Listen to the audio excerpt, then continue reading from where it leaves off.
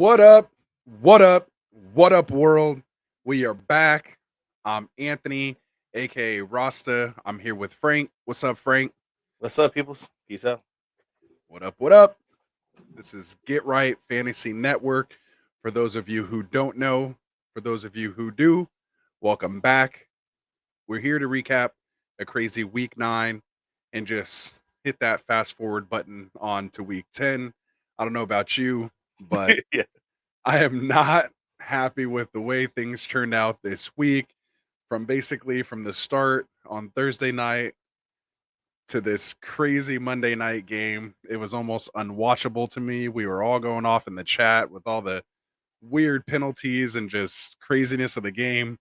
I found myself starting to, you know, root for Chicago like at the end just because it was so crazy. This It this was just unsportsmanlike conduct stuff is getting out of hand. it was It was outrageous, that man. that call was. I mean, he was hella far away. He wasn't looking at anyone specific.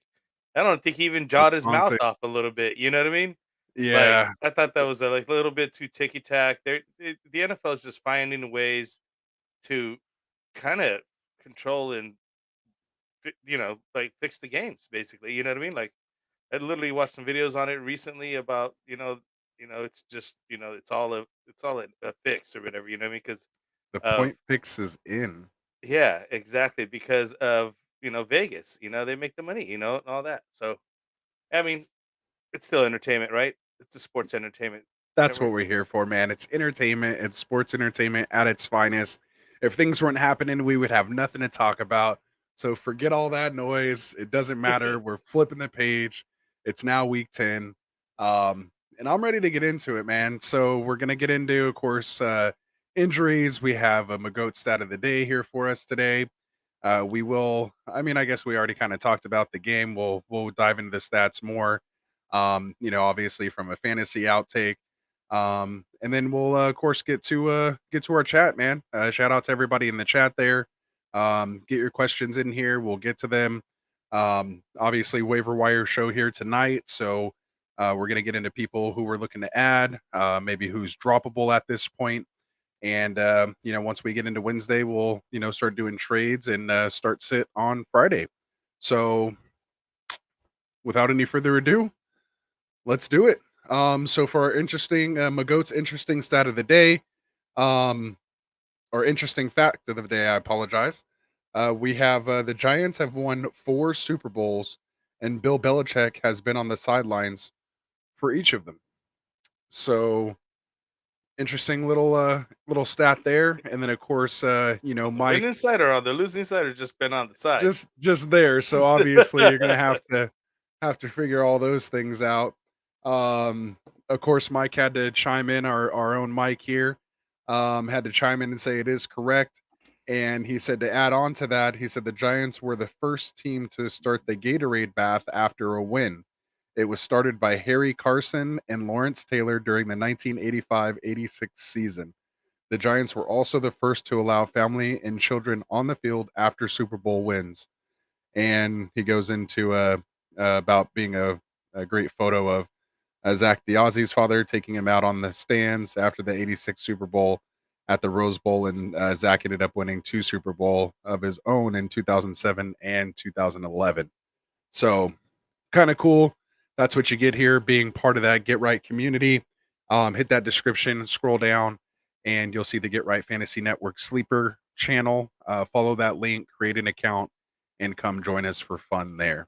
So, anything you want to add in on that, Frank? No, that is pretty interesting. I didn't realize that they started the Gatorade bath though. That's cool. Somebody had to do Yeah, it. I thought it would have started in Florida somewhere. You know what I mean? I know, right? Isn't that where like the Gatorade was created or something like that too, right? Because Yeah, of yeah. Miami, That's why I that was whole thing, thinking right? they had plenty to spill or whatever. I don't know. It Good could have stuff been though. there. There it is. All I right, mean, so shit. we're gonna get to some of the chats here real quick, and then we'll get into our stuff here.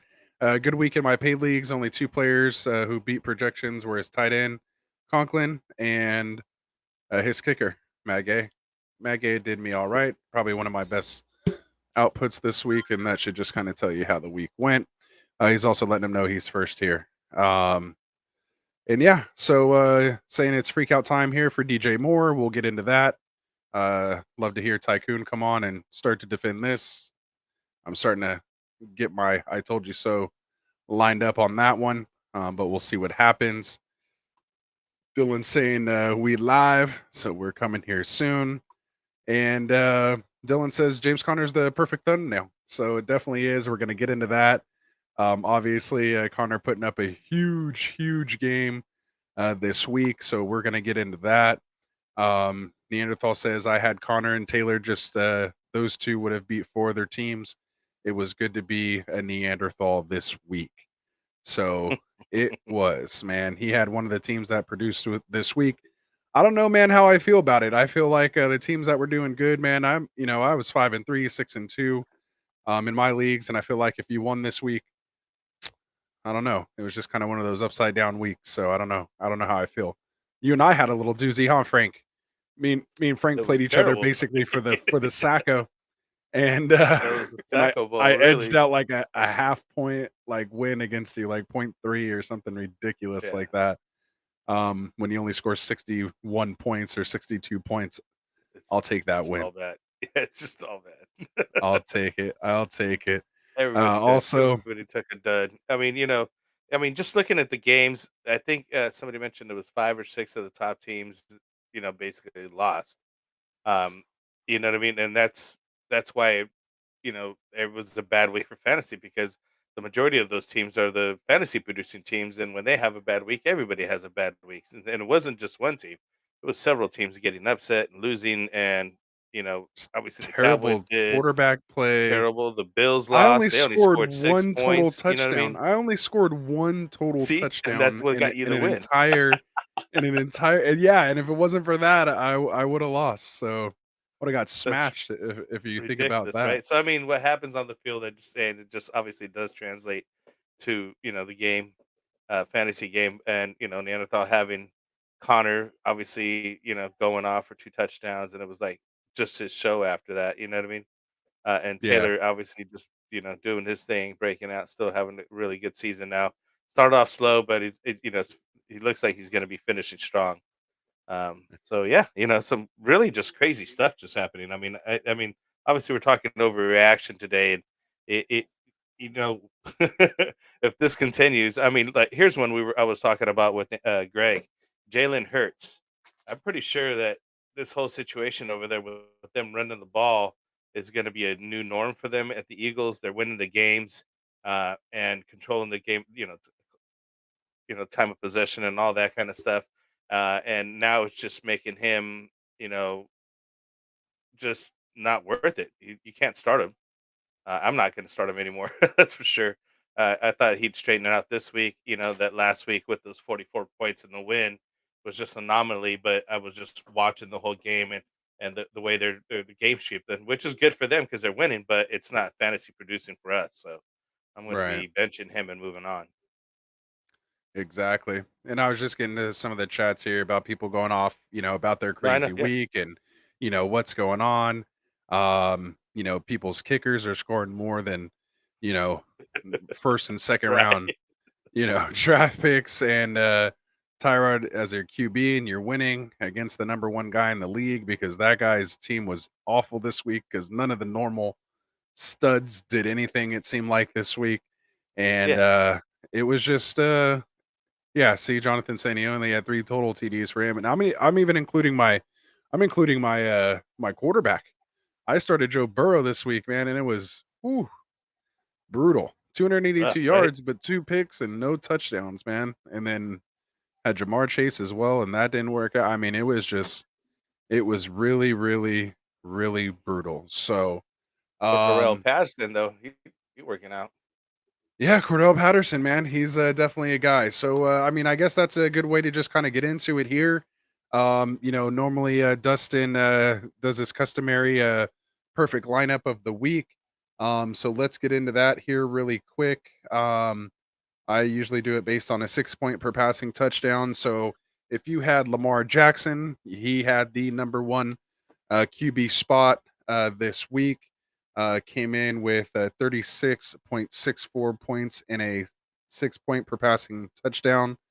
followed by Herbert and a surprise, Matt Ryan, and then an even more surprise, um, Josh Johnson coming in at number 4, and Carson Wentz at 5, Kirk Cousins at 6, Teddy Bridgewater at 7, Jimmy G at 8, Dak at 9, and Baker Mayfield at 10. Ben Roethlisberger at 11 and Justin Fields at 12. That just kind of shows you what type of a week it was. You had guys like Patrick Mahomes down at 19. Josh Allen was QB 24 this week. I mean, it Is was it time to just bench Mahomes? it was like a real shit show. I mean, Yeah, is we'll it, get into it. just There's saying. there's starting to be questions about it. So we just got to work at it. So again, it's just a very funky week of play this week, and because of that bad quarterback play, that's why a lot of the receivers and guys like that didn't really do well this week. A lot of big time running back performances though this week. As the thumbnail shows, we had James Conner coming in for 21 carries, obviously based on the Chase Edmonds injury. Came in at our RB1 this week, 21 carries, 96 yards, and 2 touchdowns. Also went 5 for 5 in the passing game. 5 catches on 5 targets for 77 and another touchdown, and came out as in a PPR 40.3 points this week. Number Killing it. 2, yeah, number 2 was Jonathan Taylor, He needs to have 19. that music playing behind him, coming in hot. Yeah, seriously. Jonathan Taylor came in as our RB2 with 19 carries for 172 yards, 2 touchdowns, had another 2 catches for 28 yards. Came in at 34 points in a PPR. Honorable mention, Nick Chubb coming in as the RB3 this week for 14 carries, 137 yards, and 2 touchdowns. So it looks like he's getting healthy over there. Also, a secondary honorable mention, we'll say Joe Mixon for 13 carries, 64 yards, and also 2 touchdowns. So those 4 guys made out. We had 4 running backs this week score 2 touchdowns. Another one, obviously, James Conner scoring another one in the air. So that's that. As far as running backs go, for wide receivers, we'll definitely get into talking to this guy here. Elijah Moore ends up being our wide receiver Yeah. 1 overall this week. 7 catches for 84 yards, 2 touchdowns. Then we have our wide receiver 2 of all people coming in with Devonta Smith. 5 catches for 116 yards and a touchdown. 22.6 points. Then we have Keenan Allen coming in for 12 catches on 13 targets for 104 yards. No touchdown, but came in with 22.4 PPR points. And again, FF season, stop trying to trade Keenan Allen, man. Wide receiver 3 on the week.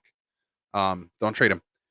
Then we have our 4 and 5 coming in as Olamide Zacchaeus, and number 5, Darnell Mooney, who looked kind of good tonight. Had that nice rushing touchdown on that Wildcat play.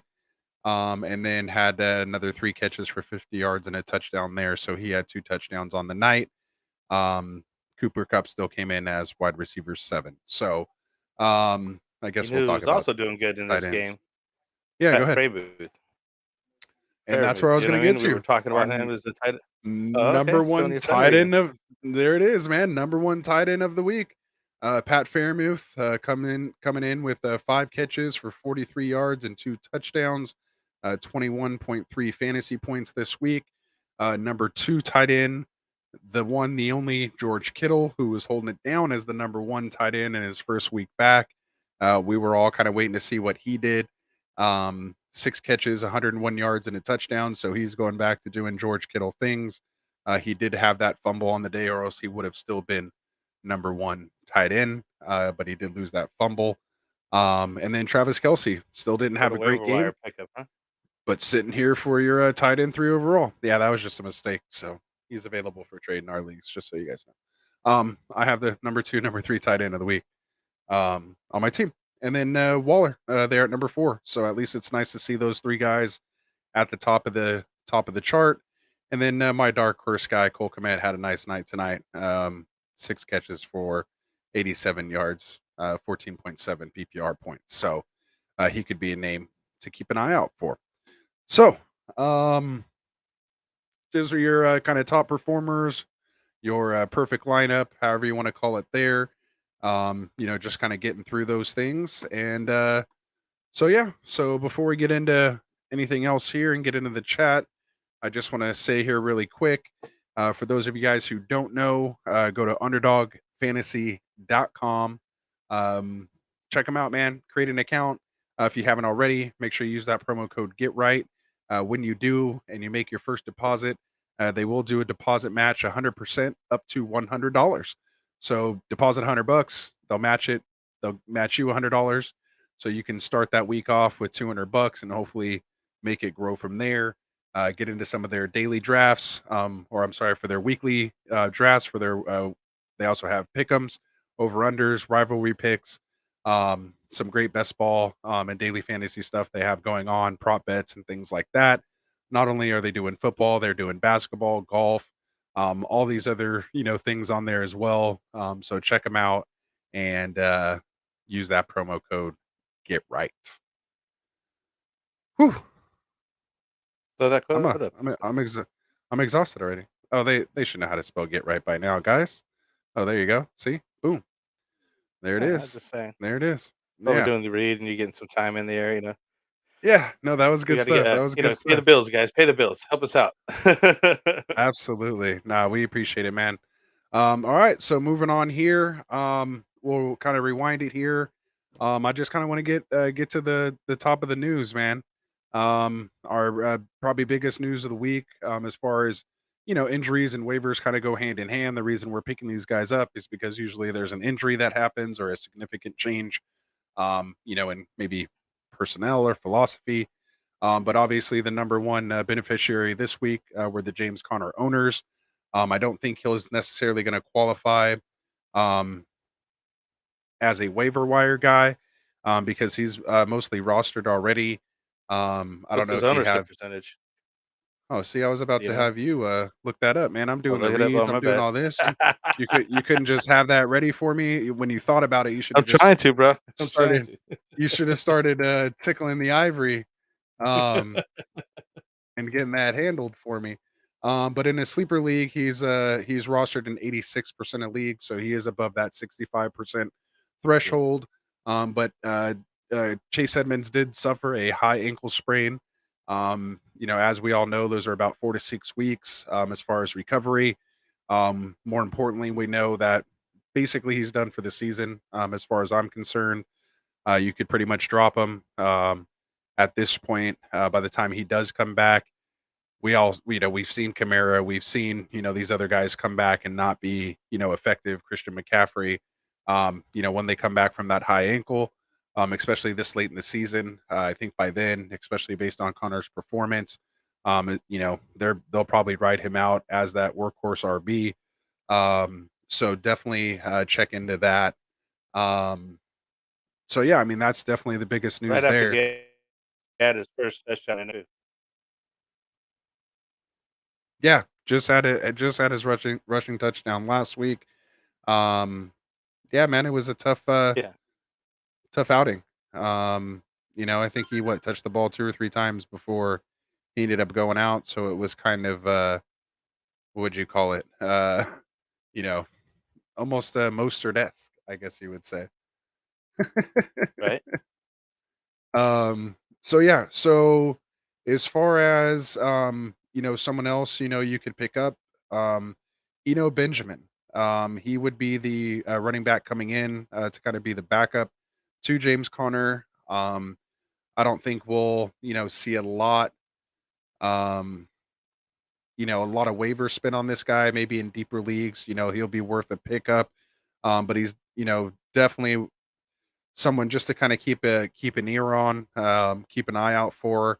Again, I don't think he's someone you're wasting your, waiver wire, add on. I mean, he did come in, get 9 carries. He had 39 yards and a touchdown. Um, so I mean, he scored, decent points, wasn't targeted in the receiving game at all. So he's, strictly a first and second down back. I'm gonna have to look into him a little more. But it looks like he was just kind of spelling Connor at that point. Yeah, Benjamin. Yeah, I would Yeah. say it's fine. So, but he is the backup. So should anything happen to Connor, we do know he does get banged up a little bit. He would be the next guy up. So, as we know, we're always looking for potential running backs, and um, he may be the guy. Same thing can happen to Connor next game. You never know. Yeah, but So I'd be keep an still be eye out. more interested in guys like Jordan Howard. Seems to be doing some things over there for Philly. Yeah, Uh, and then no, there's that was still the Carlos Hyde sighting. Still, oh my god, that dude's still playing football. no. I That's want to crazy. back up and let's talk about that Philly backfield here for just a second. Heading into the week, at least myself, I was touting Boston Scott.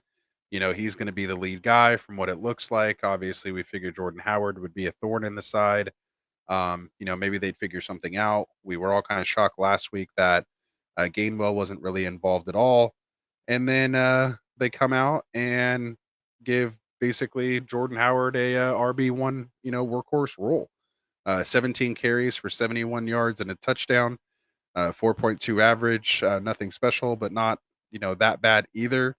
Um, and then Gainwell, they give him a goal line touch. One of his 3 carries, he gets a touchdown, kind of vultures that. And then they just kind Yeah, of had Boston he did. He Scott just came and in and that. vultured that, which Yeah, was awesome. I it was was like, just it was what? so weird. Yeah, it was just so crazy. I figured and again, it was just kind of what else would happen this week. And then again, Boston Scott ends up with only 10 carries for 40 yards, um, only scoring 4 points in a PPR. None of these guys were targeted in the passing game. You kind of touched on that. They're not really passing the ball right now. And as you can see, that's a total of almost 30 carries that they're going for Yeah, in that game. So I mean again, Jordan I Howard don't last game was 18 points, and this is 13 points. So they're obviously giving him the ball or favoring him as the lead run over there. But then again, it could be Boston Scott next week, or you know, I maybe forget his name, but the rookie next week, Kenneth who Gainwell, vultured the yeah, touchdown. Yeah, Gainwell, and it's kind of hard to pick, because I did fall into the trap of all right, Boston Scott did have a good week. Well, you know what? right, Let me go pick him up. Maybe he's gonna play. I didn't play him, thank God. Else, he would have gave me like I don't know 3 4 points or whatever he got out of there. It yeah, was just crazy. And so I mean, if you look at the last 2 weeks, Jordan Howard would be the guy to have. yeah, and very strange. I don't know why this guy wasn't on the team already. If he's just going to come off the couch, give him 12 carries for 2 touchdowns the first week off the couch, and then give him 17 carries in the very next game after that. Just very strange. I don't know what's going on there in Philly. So right now, basically, I'm not touching any of these guys if I don't have to. And good luck trying to decide what they're going to do in that backfield any given week. Obviously, Jalen Hurts is also a rushing threat, in himself. And I don't know who to trust there. So as of now, I'm staring away. Jordan Howard is only 18% rostered in sleeper leagues right now, so he's out there. He's available. Um, at this point, he's definitely worth an ad. Especially if you're running back needy. If you had some guys go down, if you had Chase Edmonds, this would be a guy you could kind of replace him with for now. So seems like I'll be they have looking no to do problem that. giving him the work. Yeah. So that's that. So, what other running backs did you have there? I kind of just wanted R- to Ramonde dwell on that one a Stevenson, little bit. another sighting of him. I'm not sure if we're gonna go with it, but you know, it seems like he's getting some carries. 10 for 62, two targets, two receptions, 44 yards. I gave you a total of 11 fantasy points at the end of the day. Just something to look at. Again, it depending on what your needs are and your roster needs, it's still another running back to be able to roster. Um, I would take those two guys over like the guy that you mentioned earlier, Benjamin, just because these guys are actually playing, and going to be a handcuff type guy, just in case Connor goes down. Then you definitely got an RB1 again in that guy, right? Yeah, Um, he's only 15% rostered in the sleeper leagues right now. Um, you know, just depends. He could fumble, he could do something wrong, miss pass protection, then he's going to be inactive for 3 games. You know how Belichick does it over there. I kind of take a page out of your book when you say don't don't touch those New England guys unless it's Damian Harris. But the biggest thing with these guys right now is they both left this game with injuries. They both did seem to come back and return to the game. So again, it's just something we're going to have to keep an eye on throughout the week. And if Harris for whatever reason isn't able to go, then definitely Stevenson could be a hot waiver ad. Or So Brandon Bolden would be the other guy, like you mentioned. These New England running backs. Brandon Bolden would be the other guy that you may, because he had one pretty good, decent game with them last week. Could be another one, not last week, but week before last, with against the Jets. Scored 14 points. Got that touchdown this week. He got 8 for 54. Uh, Again, 2 targets, 2 receiving yards, 27 total, 8 fantasy points on that. So, you know, like you're saying, it's hard to figure out who's going to be the guy for New England. But I mean, if you're struggling, and you need to get a guy in there. I think those are the kind of guys you want to look at. They've been putting up some points. Um, shoot. And now we even want to mention Le'Veon Bell. What do you think? Is he going to be a thing over there in Baltimore? yeah, I just want to go back and clarify that Damian Harris and Ramonde Stevenson, they both had head injuries. It's not clear if they actually had concussions. I'm reading on the sleeper notes right now, and they actually didn't go back into the game. So again, just something to kind of keep an eye out. They haven't officially said concussion or anything like that, but definitely check them there. So Dylan said Dylan, Ramonde, and Harris were both hurt. However, Bolden might be not be a great play versus Cleveland. Yeah, no, agreed. But if you're struggling, yeah, you know, these are not guys that you're setting your league on. These yeah, are these aren't league bye week winners or or anything like that. injury Yeah, replacing guys. Yeah, exactly. So now deeper you got leagues. guys you can hold in. Yeah, Yeah, exactly. There's all kinds of injuries. People like you just mentioned Chase Edmonds. I'm gonna have to look for somebody. You know what I mean? I'm gonna need somebody. definitely. And I would rather have like a Jordan Howard, or even Ramonde Stevenson or Ty Johnson, another guy that things are going on over there again. And I was liking Michael Carter, but now it seems Ty Johnson has 2 games, 2 double-digit games, uh, and pretty steady Eddie stuff going on over there. But I still like Michael Carter over this guy, but he's getting some points up there. He's only 17% rostered. Yep, there it is. And I'll go back to the guy you said, Le'Veon Bell, comes in for 11 Yeah, yeah. carries for Sorry, I forgot 48 about him. yards and a touchdown. No, I wanted to make sure we got it back to you since I interrupted you there. So Lev Bell, he's only 12% rostered across super leagues right now. Had 11 carries, 48 yards and a touchdown. Um, you know, They got a 5% again, over here on across all leagues, really. I guess is an average, the one I'm yeah, looking at. So he's really low rostered, obviously. yeah. So Somebody you again, could get. if you're really in need, obviously you're hoping he scores a touchdown. Um, you know, as long as Murray is out, he could potentially be viable to get a touchdown. Any given week. Ty Johnson came in. He played 42% of the snaps. He only had 4 carries for 21 yards, but did have 2 catches for 40 yards, and scored a touchdown through the air. He did lose a fumble though, or else he would have had a little higher. But he is running in a PPR league. Um, 4 straight games in double digits over 11 PPR points. So he's definitely someone. Again, you're not going to feel happy starting him every week. But if you're in a pinch, you have some injuries going on, bye weeks, things like that. He could be a guy at only 18% roster that could readily have available and plug in just to kind of stop the bleeding 1 week. So, Yeah, he's um, definitely behind Michael Carter over there. But as you mentioned, absolutely he's actually produced some fantasy points, and it's again, we're talking fill in very struggle, scary. you're hurting guys. Yeah. Yeah, But hey, it's still worth a shot.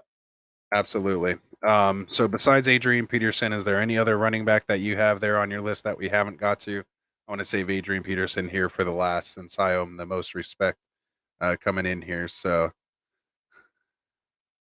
Let me nothing. see this last guy. Um, Not really. I mean, yeah, that's it. All Devonta right. Foreman. Yeah, Devonta Freeman, It, actually a good one. Let's go into that. So Devonta Freeman, I actually didn't have him on my list. So I'm glad you said that. That's why I'm not prepared for him. Let me get prepared here. So yeah, so Montgomery was Devonta got 5 Freeman, for 24, 29. yeah, 24% rostered, had 13 carries for 79 yards. No touchdown, but did have 2 catches for only 4 yards, but did score his touchdown through the air this week. Came out with 16.3 PPR points. He's going on his third straight double-digit PPR game. So again, between him and Lev Bell, if you need a guy to throw in there 1 week, we know this is a rushing offense, and one of these guys, as long as they score, could be potentially It's gonna do startable you alright. for you. So again, Yeah. it's one of those ones where you kind of just close your eyes and plug them in and hit submit and hope for the best. So, um, definitely more of a band aid than a long term play. But again, these are the types of guys you have to be willing to start sometimes to keep your lineup going. So that was good. So I just want to get to our last running back here, Adrian Peterson. His roster percentage, of course, shot up to 64%. He's right under that 65% threshold to be part of this show. Came out, they gave him 10 carries. He only had 21 yards, so only a 2.1 yard average. Basically, exactly what I said was kind of going to happen. They did throw him that one catch that he had, or one ball that he caught for 5 yards. But he did score that touchdown. Came out with only 9.6 points in a PPR. Obviously, that's much better in a standard league. But again, that's what what I was kind of saying. As long as he got in the end zone, you'd be happy. But if he didn't get in the end zone, it was going to be scary. So if he didn't score, obviously he only would have had 3.6 points. So again, that could increase. He could get upwards of 15 to 20 carries potentially there in that offense once he gets fully acclimated. Um, but yeah, what are your thoughts on Peterson? I think it's a muddled mess over there. I'd rather stick to McNichols just because of the age, but at the end of the day, as you mentioned, once he gets acclimated over there, learns the playbook, they'll probably start just feeding him anyways, just because he got good ball handling skills, won't fumble the ball, and sometimes you just need to keep the defenses honest. And of course, he's not going to just be tearing off runs like he used to, but he's going to be serviceable and obviously somebody who's getting touches. So somebody you need to roster. Yeah, I mean, he did win the snap battle, 45% of the snaps, compared to 33% to Adrian Peterson. But he did only get 7 carries, got out touched by 3. Um, did produce, 3 more yards on 3 less carries, so 24 yards. And again, he is clearly their passing back, getting 3 targets or 3 catches on 3 targets, but only for 11 yards. So purely in just a check down, throw and just get Yeah, tackled exactly. immediately type role. He's not running, downfield routes or anything like that at this point. Um, so yeah, so that kind of rounds out the running backs. If we missed anybody, guys, let us know. Sorry, we kind of wanted to just get through that segment there. Let's get caught up in the chats here. So Dylan says, "Get right has helped me pay my bills as well." Frank, 6-3 and 8-1. That's the kind of stuff we like to see, man. Again, we know we're not always going to be right, but hopefully, we didn't set the lineups, you did, so you're helping yourself pay your bills. We're just here to make sure you have as For much sure. information as you can to help make those decisions for you. So you're the ones hitting submit, man. You're the ones making those tough decisions every morning on who to start, who to sit. We're just here to provide you, another take or, hopefully, you're leaving no stone unturned. So that's what we're here for. So JJ's here. What's up, JJ? If that's just a name change or something, welcome back. If you're brand new here to the channel, we'd appreciate that. Subscribe. Every time you subscribe from now through December 1st, we are going to be donating $1 to the St. Jude Children's Foundation for every new subscriber, like I said, from now until December 1st. We also have other people in the Get Right community here. If we hit 300 subscribers, that are going to make a donation as well, a flat donation for us hitting that goal. And we have other people like Dim Boys and his family that are helping us match, that $1. So in essence, it's going to be basically $2 that you're donating by just hitting that subscribe button. So help us out. Tell your friends, tell your family, help us help these kids. So JJ wants to know what's Javante's playoff value. So Javante Williams. Oh, I don't know, man.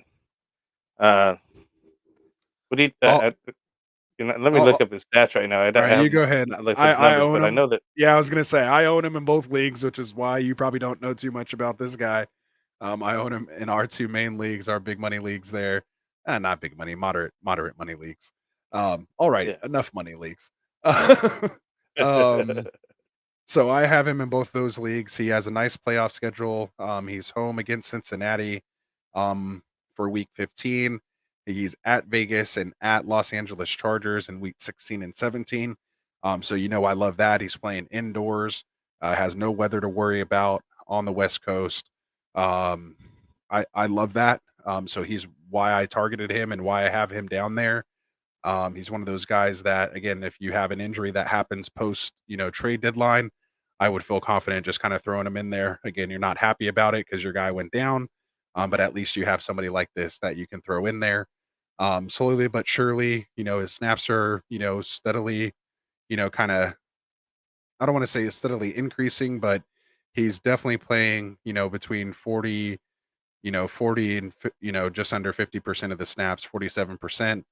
This last week was one of his better weeks, going against that Dallas defense, 17 carries for 111 yards. Um, just really nice output, his first 100-yard game of the year. Um, Interestingly enough, didn't receive any targets in this game, but did get a lot more carries. So I don't know how to kind of read into that. But I definitely, think it was just game script, and uh, that's why I yeah, was when you're like up 30 to trying to look 0. at the number on that. Yeah, yeah, exactly. Then they're just running the ball to keep them off the field and everything else. Um, but I mean, I still think Melvin Gordon's still the main guy there. You know what I mean? Yeah, I he think played that 53 he played the they're still 53% of the he's snaps. yeah, but I mean it's that, but I mean just we got to look at the red zone numbers, see what the red zones look. But I'm pretty sure it's Melvin Gordon, and he runs into touchdown. I watched most of the game, obviously, and you know it was Williams late, basically, or just to spell Mhm. Gordon. I mean, it's Gordon's job, and so I wouldn't feel comfortable going into the playoffs starting guy. A flex, I would. Yeah, absolutely, or getting just a replacement in case, shit hits the fan and you need a guy. Yeah, for sure. You know, I love You having need him a as guy, that kinda definitely. RB4, RB5 on your bench. He's like I feel super comfortable, with that. Um, and again, just to go to Melvin Gordon, he had 53% of the snaps. He did out touch him um, significantly, 23 to 17. Well, I don't want to say significantly, but he did have 23 total touches versus Javante's 17. Only had 80 yards, but also had that touchdown. So did have the rushing touchdown. Yeah. Put him at 17 and a half points for PPR this week. So still definitely Melvin Gordon's job, but just as we saw, it could happen in blink of an eye with Chase Edmonds if Melgo goes down. Um, Javante is a Yeah, RB1 and it's a man. good thing He's about a that like he's he's a going to be league definitely winner. plug and play. He's Yeah, definitely a he's plug league and winner. play. Yeah, for sure. So I you wouldn't want let one him of go those for nothing, guys. but Yeah, no, absolutely. He's definitely a guy you could target. And again, him or Melvin Gordon. These are guys. They're nice to have. RB3s, RB4s on your bench. Um, that's what you're looking for. So, um, Hey, I want to go back so on yeah, one real quick though. yeah, On this absolutely. comment right here, Dylan. I gotta say, you dropped Fairmouth to get Van Jefferson last week, sick to the stomach, and we were talking about Pat Fairmouth, so I just want to bring that up. It's a Yeah, good no, call, man. James absolutely. Conner versus J Rob. I don't know if we covered that one. James Conner versus J Rob. Yeah, no, I think we're still there.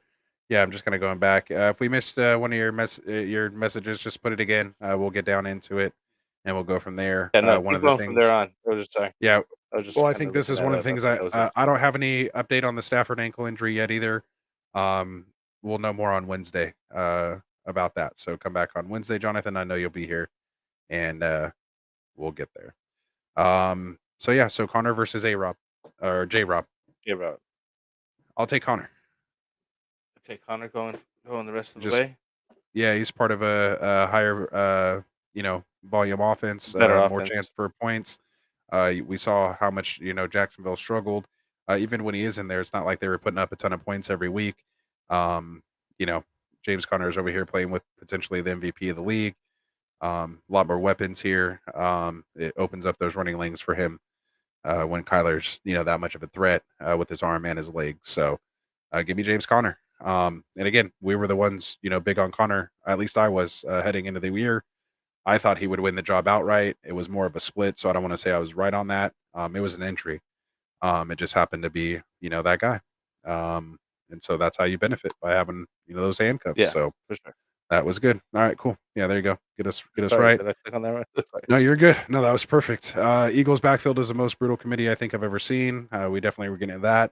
Again, Yeah, some of we these are old, so we're just getting caught up on some of these guys. Jonathan's asking me, Rasta, how do you like IU? are you So again, we were if you go back and look in drafts, he was projected as a wide receiver one for San Francisco. He was the guy coming off the board, I believe, in the I seen as early as the 5th round. Definitely before the 6th, into the 6th, he was usually coming off the board.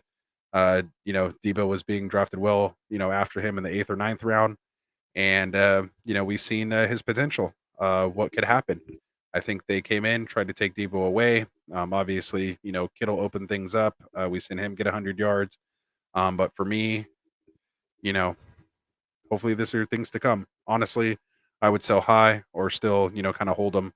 I still want to see a couple more weeks, before I'd feel comfortable or trying to target him on my team. If you picked him up off the waiver wire, I'd ra good for you.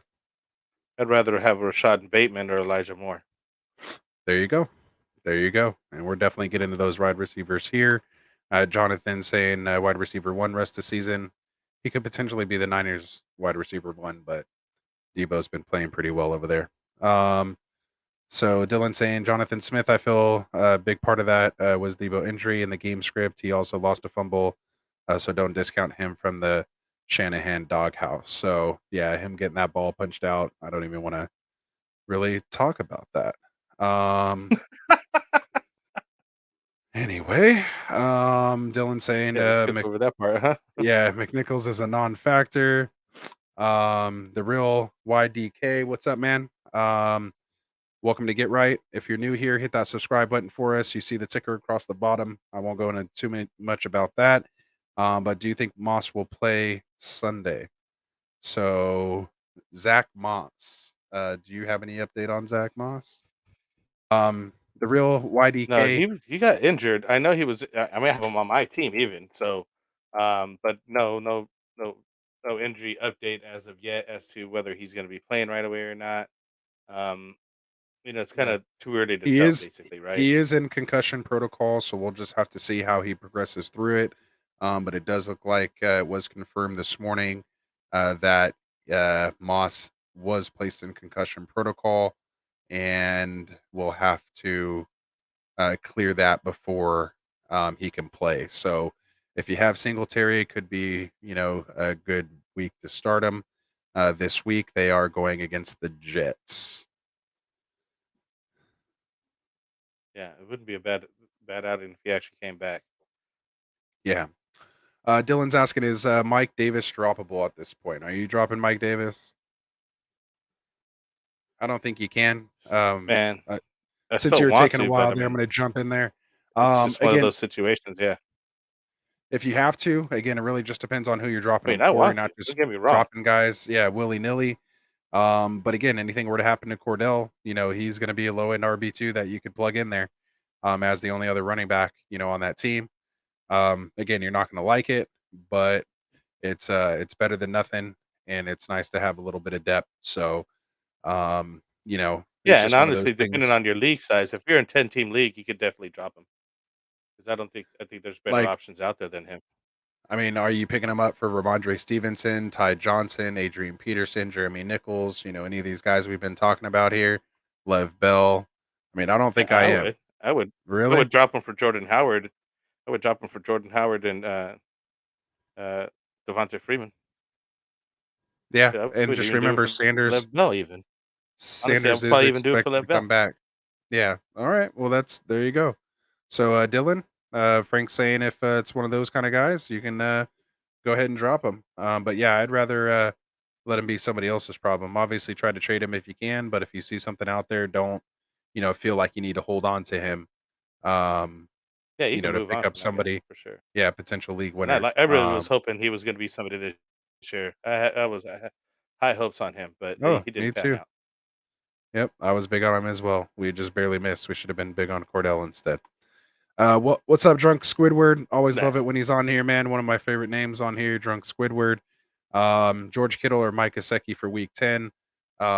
Until you show me otherwise, man, I have to fire up George Kittle. We would have laughed at this joke during the draft.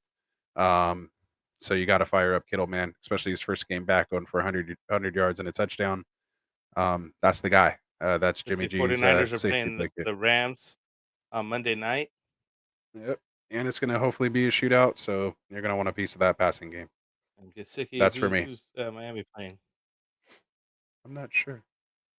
The Ravens. So yeah, definitely Kittle. There it is. Miles Gaskin starting to come along. Is he a flex or start? Robert Woods or Jerry Judy?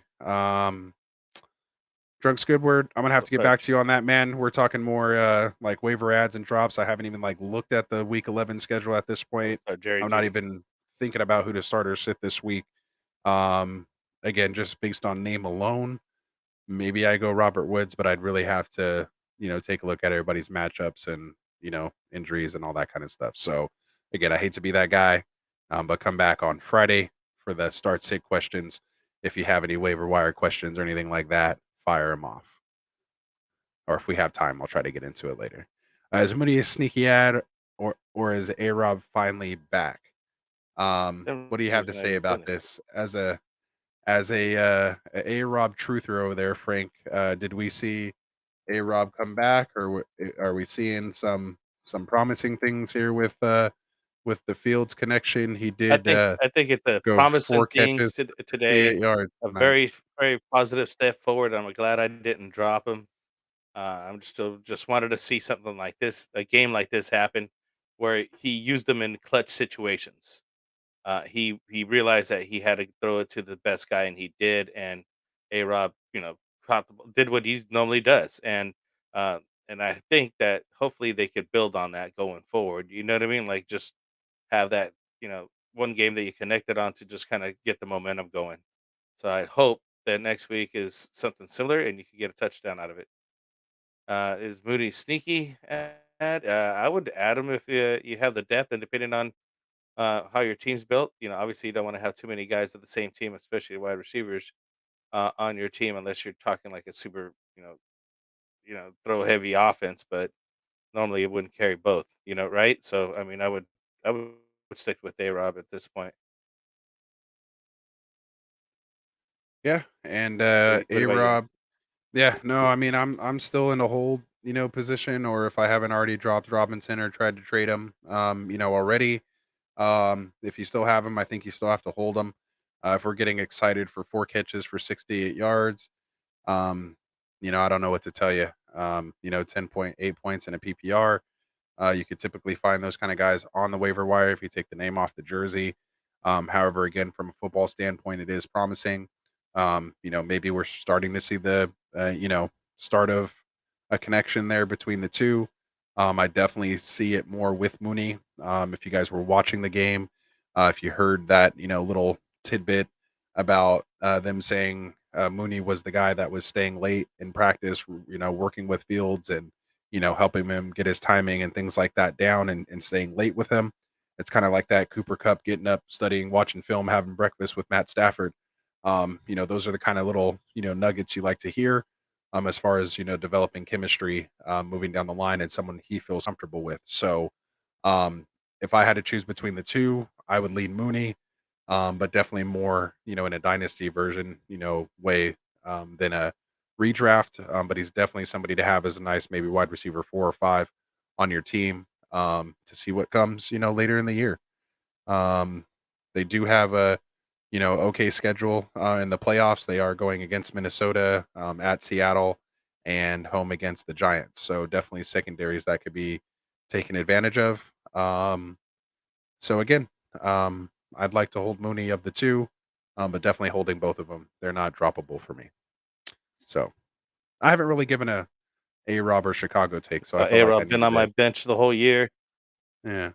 If he goes off, it'll be my proudest moment. So obviously they're Very just, nice. they're holding now. If you got to start them, you could start one of them.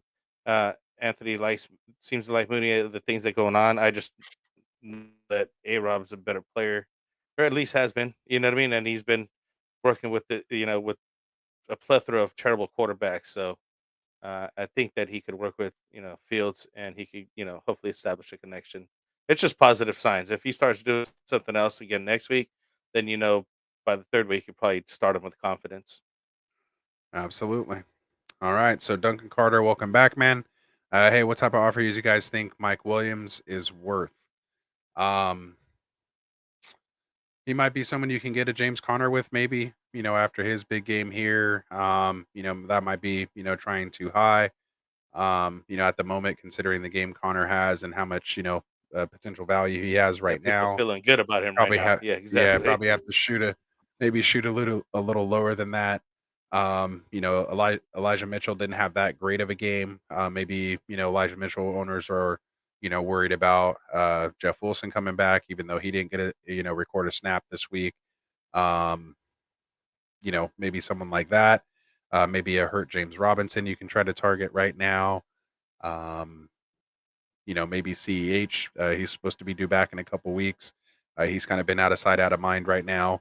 And who knows? Maybe CEH is the reason why this Kansas City, team has basically been falling apart because they were doing fine when he was in there, and it wasn't until How he about a left Chris that Carson that's coming everything back? started falling apart. Yeah, I'm still scared of that, man. When you're talking neck injury, that's just a high risk of potential re-aggravation, especially when they're talking about it could be season Yeah. ending and things like that. That just kind of really worries me.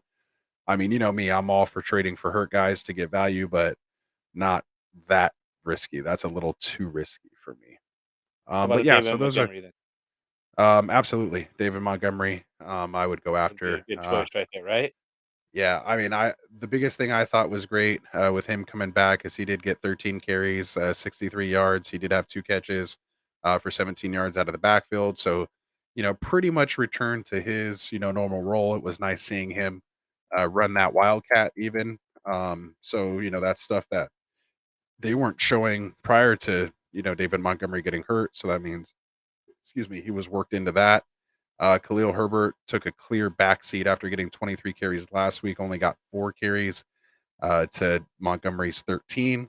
And again, no targets out of the backfield for Herbert. So the one thing I was worried about most with David Montgomery looks like he came back to his full role. So I do appreciate Nagy uh, at least doing that. At least he did that. Um, so yeah, so Dylan or anything else you have on that one as well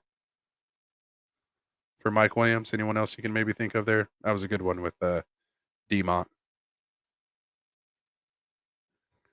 No, I think that Uh, yeah, David Montgomery would be the right choice. you, Honestly, I you would think try that for?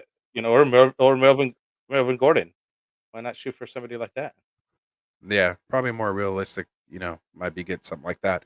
The problem is a lot of people aren't trading their RB1s. It's not like they could just get another RB1. So you have to find someone that has 2 RB1s where they could be willing to trade one to upgrade their wide receivers. But, so you have to be taking these guys who have risks that have good high potential. You know, you're not going to get like, that good of a guy. He either has to be hurt or, there has to be some risk associated if you're trading wide receiver for running back. Just positional scarcity. Anyway, moving on. Yeah, but I also heard Um, Mike Williams. Since we were talking about him, he's been dealing with a ankle injury, and that's oh, why there he you go. hasn't been performing as well as he had, and he's kind of basically playing through an injury. And he is Mike After I Williams. forget whatever. Yeah, and It he is Mike normally does Williams. this. This is his It could mo. just be him coming back down to earth. I mean, it just could be one of those things. So I don't Yeah, blame him for trying to get rid of him. So, you might have got the best you're going to get out of Mike Williams. So if you can sell high now, go ahead and do it. So we'll get into that more versus on Wednesday when we do our buy sell trade roster management show. So keep it yeah, coming, for sure. Jonathan and Dylan, man. We'll see you guys out there. So, excuse me. Debo's. Ooh, Excuse it. Debo Debo gonna took have over from 500 the yards Julio. versus the Rams. Book it. Yeah. I like the sound of that. I like the sound of that. The Rams are Don't gonna say that also down. just added a defensive piece in uh help me out for Miami. They just went over to the Rams. I was still kind of recovering Uh from my coughs. What'd you say? Oh, Von I Miller said Von Miller going over to the Rams, and he's talking on about the getting 500 Broncos. yards. They're gonna be pressured pretty good. No. If it wasn't already enough with Darnold there, adding Von Miller, um, it's yeah, and their defense is pretty tough, man. I don't know. I think San Francisco, Yeah, and it's a division it game. They're gonna looks. have a rough a go, but They looked vulnerable this weekend. Is all I'm going to say. Drunk Squidward not saying, "Who should vulnerable. I drop, Zach Moss or J.D. McKissick? Of the two in a PPR, I would drop Zach Moss if you had to drop the two or one of the two. Ooh, ooh. I think McKissick Let me has a look higher looking up floor. the numbers from McKissick real quick. Yeah, Like we know what I what don't know. McKissick is. Uh, I'm still not sure what Zach Moss is. I don't. I don't know. Week to week, that's true. not not sure what he is. We And know what being injured Adrian and all Peterson. that, yeah, Yeah. Plus, he has a they might start concussion right splitting the now. backfield little bit more with Singletary over there. They might realize that they got more of a 1-2 They only punch, scored which they kind 6 of do points anyways. That's this what we've week. kind of been doing over there. So They just lost to Jacksonville, man. yeah, but I it was mean, an I off just week, dude. it was It's weird. an off Everything week. was So weird. what, man? Dallas lost. That's They good, lost. Da, da, da. I'm not counting. I'm just gonna scratch this week and move on and pretend it didn't even happen. right? Dylan saying somehow JD McKissick is on my wire. He's a must add, right? It's kind of what I'm telling Squidward. If I saw someone drop McKissick, I'm pretty much adding him. But if you have that much depth, Yeah. again, I'd like to drop a defense, figure something else out for a little while. Try to pull off a trade and then go pick your defense back up or your kicker. Oh, he's saying buy low on Probably him. He well. doesn't have him. All right, so they're kind of working that out in there. Batman. Yeah, they're all talking together, so you guys work that all out. Oh, look at that! See, I love it when you guys are just handling your own stuff in Full there. on discussion. Absolutely, man. So after all that, he's saying thanks for the help, So guys, should we cover? and they're doing all that. And Drunk Squidward saying Chris Carson isn't playing Week 10 most likely. So yeah, they said he's just coming back to practice this week. I would not expect him to be playing this week at all. So um, we'll have more on Yeah. that So throughout the week. I wanted to mention some of the wide receiver ads of the week. I think I Perfect. already mentioned Rashad Bateman and Elijah Moore. People already brought up Brandon Ayuk, but Van Jefferson was already brought up. Another guy, Michael Gallup, will be playing next week. They said he's going to suit up for the game. And people are banged up over there at Dallas, so we'll see what happens with them. Tim Patrick had a really, really good game against Dallas. Um, Now Of he's course, I moving dropped him in ahead. our listener league. I'm like, I could drop Tim Patrick. He hasn't done anything. Judy's coming back, and then he has his Yeah, best game of and his they life. have Cortland Sutton, and then next this guy's the one that goes off. But that's I usually think how they it were is. taking those two guys out. Yeah, Yeah, yeah, exactly. and They, no they Noah were. Fant. He was taking what was given to him. Exactly, and And no offense. And one of the guys yeah, that I was actually going to play on a last last week as on a daily was Donovan Peoples Jones, and I missed on doing that.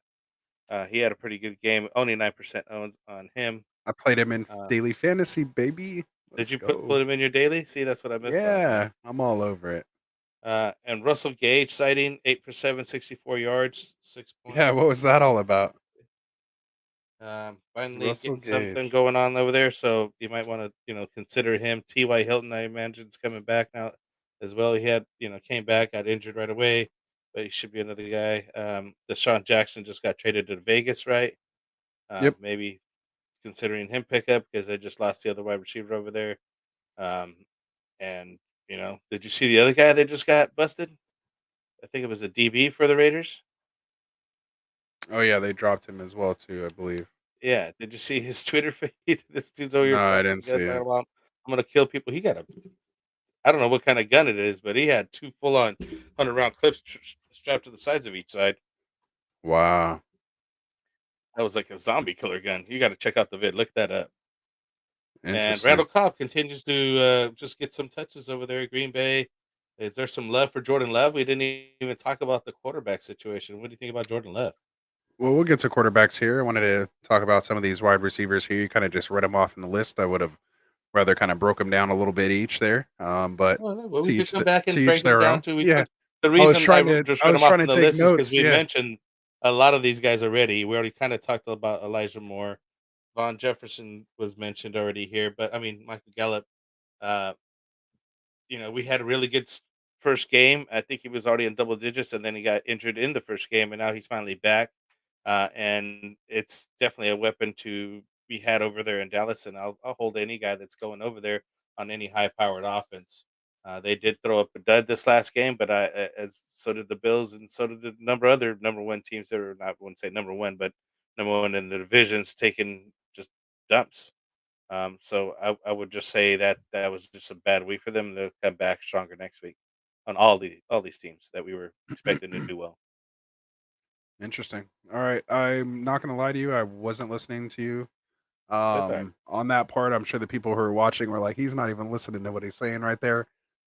Only because I saw a message in the chat where Dylan said, "Peep my comment above about some potential OBJ news." So I haven't heard any of this myself. So again, that's why it piqued my interest, and I kind of started fading out on what you were saying there, Frank. So I do apologize. Oh, what'd you do? You broke it here.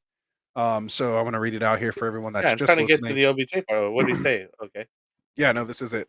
That's why I said I was literally the whole time you were talking, I was reading through and had it exactly I'm where it really needs not to be. concerned at all about OBJ. Who cares where he goes? So he Go says ahead. just for liability purposes, and he's a Pats fan, so he's putting it out there full disclosure. But he's saying, I just wanted to let everyone know there are some serious reports linking New England to OBJ. They also cut two players today to free up 600,000 in cap space. So that is pretty interesting. So obviously he cleared through today. I think it's 24 hours or something like that. So I think officially tomorrow he will clear waivers if nobody does claim him. See, and this is the note I saw there. And so yeah, so again, we all know what you think about it, Frank. You said who cares about OBJ? I do have him on one of my teams. I picked him up when someone dropped him. Once we started hearing that he might go to a different team, those are the kind of lotto tickets, as you know, that I like. Guys with names go into a new positive outlook. I love to package those guys with somebody that I have. Get another player that I know what I'm going to get out of it, and also free up a roster spot because I have guys coming off IR. So I got a lot of stuff I need to do. So those are the kind of guys I'm looking for. So I I appreciate don't that, know. man. Keep bringing, Not for me. Not for me. He's not one of yeah, my guys that I would care. not Nah, not having it. So that's a good one. not even interested. Seahawks though. He's another team that got brought up with Seahawks, and that one I read early on because I There you go. remember we were talking in the Russell chat, Wilson and is Dustin making a brought up the push teams for that it. are Yeah, literally, yeah, literally eligible to have him come in. So or like the first teams that have dibs basically to bring him in or whatever. So Seahawks is absolutely. another team. So who knows? Definitely. Jonathan, and I appreciate you, man. He's saying, I know this is the Monday show, but someone just texted him saying that they're going to offer him Cooks and Aaron Jones for his DJ Moore and Henderson. Um, I'd probably take the Aaron Jones side on that. I mean, I'm just not that great of a DJ Moore fan. We were kind of getting into that a little bit, earlier. But I'm also not really a Brandon Cooks fan either. So I really don't care for either of these two wide receivers. So that's why I'm saying it comes down to the running back for me, and I'll take Aaron Jones over Hendo. Um, but I want Aaron Jones with Aaron Rodgers. With Jordan Love, Aaron Jones is no bueno. What do you think?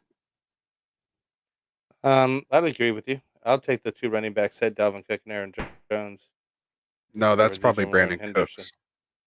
It's probably Oh, Brandon Brandon Cooks. Cooks. Yeah, because it's Dalvin Cook Oh, singular, receiver, running back for.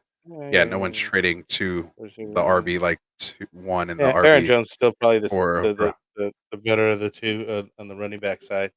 DJ Moore, I think, would be the better of the wide receiver side, but I'll stick to the running back side, Aaron Jones. yeah. So I'd say go ahead and do that. Where do you guys see OBJ going? People say the Seahawks. If that's the case, would his value increase or stay the same? Um, I would Yeah, not he want him to brought up go the to. ones I had seen. Yeah, because of my DK shares, I would not want him to go to Seattle. Jonathan saying he already has Kamara and Najee. So yeah, in that case, definitely add Aaron Jones to that stable, and you're Yeah, I'm good. not sure if it would help benefit over there that much because, as you're saying, they already have DK Metcalf and Tyler Lockett, and then you bring in OBJ. Yeah, I don't know if it makes it better or worse. Worse for fantasy, better for the team, probably. might be Right? better for Tyler Lockett. He might be the winner out of that. Okay, so you're saying that if he's claimed he won't report, usually when you put something like that out there, then all the teams know just to stay away from you. You'll clear waivers. And again, OBJ wants to be in a spot where he is, so that's all good. Um, He wants to be able to choose where he's going next.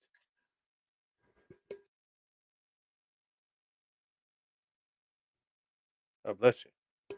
whew, thank you. Had to hit the mute No, for no, you we're guys. good with sources, man. We believe you. It's Yeah, all good. no, I'm hey, sure bring it's it. out there. It's the community, man. That's what we're here for.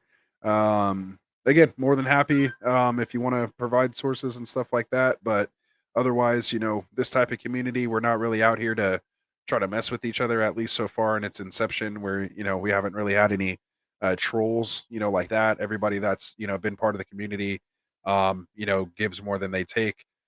So that's what I really appreciate, about everybody out there, the ambassadors, everybody that's involved with this channel. Are truly here just to help each other out, man. So I can't ask for anything more than that. So again, just big shout out to all you guys out there, and of course all of our Get Right ambassadors. Um, let's see. Where else were we at?